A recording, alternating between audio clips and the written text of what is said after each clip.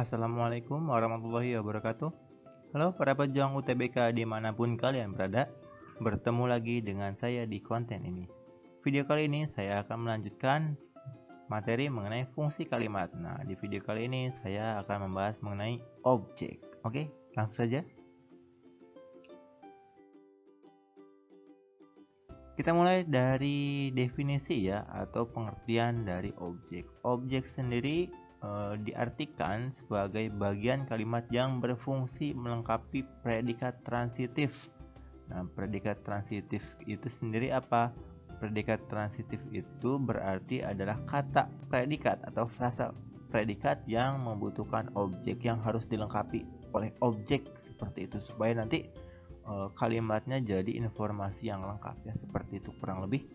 Kemudian cirinya apa? Ciri-ciri objek yang pertama, umumnya berjenis kata atau frasa benda atau pembendaan.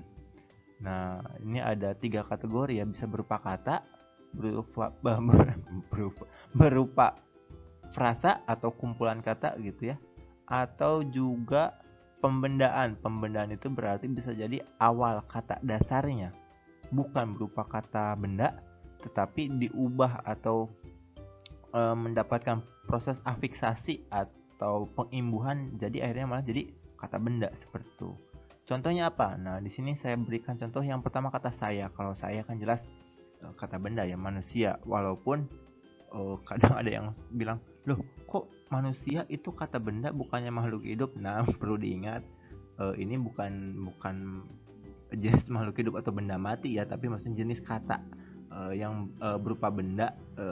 Ya manusia itu atau saya itu dikategorikan sebagai kata benda yang ya ada bendanya, walaupun memang jenis kata benda sendiri sebetulnya macam-macam. Ada yang benda ada berupa fisik, ada benda kasat mata, atau bahkan yang tak terbilang gitu. Nanti kita bahas lah, nanti kita buat materi khusus mengenai kata benda. Oke. Kemudian ada kata masalah. Nah, kalian juga jangan beranggapan masalah ini adalah kata kerja. Masalah ini kata benda ya, bukan, karena kata kerja itu kan artinya berarti ada kegiatan yang dilakukan. Kalau masalah itu tentang masalahnya gitu ya, masalahnya tentang apa kasusnya misalnya seperti itu. Jadi masalah ini bukan kata kerja tapi kata benda. Kalau kalian penasaran, kalian bisa cek di KBBI. Kalau muncul huruf N dalam kata yang kita cari, berarti N itu nomina, berarti kata benda seperti itu ya. Nah, kemudian ada frasa rumah sakit. Rumah sakit ini adalah ya jelas dari 2 kata dasar awalnya pun kata rumah. Kata rumah dan sakit ya, kata jadi frasa nomina ya, frasa benda seperti. Nah, kemudian pembendaan ini contohnya bangunan. Pembendaan itu contohnya kata pembangunan. Kata dasarnya kan bangun ya, bangun itu merupakan kata kerja gitu. Ada kegiatan yang dilakukan, misalnya dari tidur kemudian bangun, itu jadi kata kerja. Tapi ketika mendapatkan afiksasi pean jadi pembangunan, itu menjadi kata benda karena maknanya bukan melakukan kegiatan membangun, tapi hal yang berkaitan dengan proses membangun gitu. Kalau membangun baru kata kerja seperti itu, tapi pembangunan sendiri adalah kata benda. Oke, selanjutnya predikat berjenis kata kerja transitif.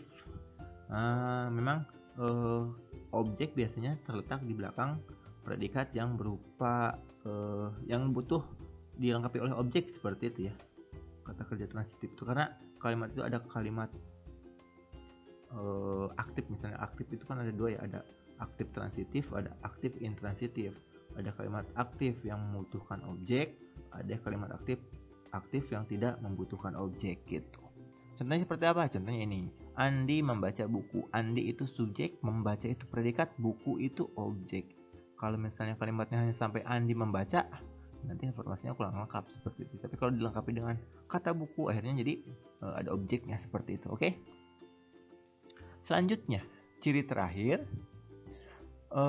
si objek ini bisa berubah menjadi subjek bila dipasifkan. Kebalikannya berarti ya, maksudnya kebalikan dari subjek. Subjek bisa jadi objek, objek bisa jadi subjek apabila dipasifkan atau diaktifkan, dan sebaliknya pokoknya gitu.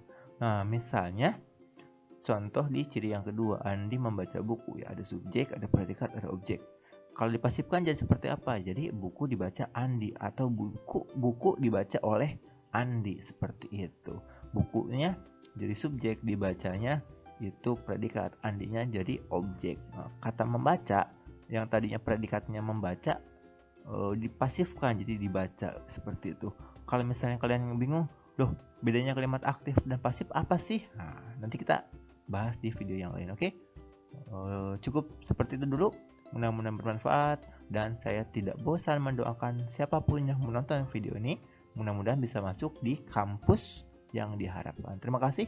Wassalamualaikum warahmatullahi wabarakatuh.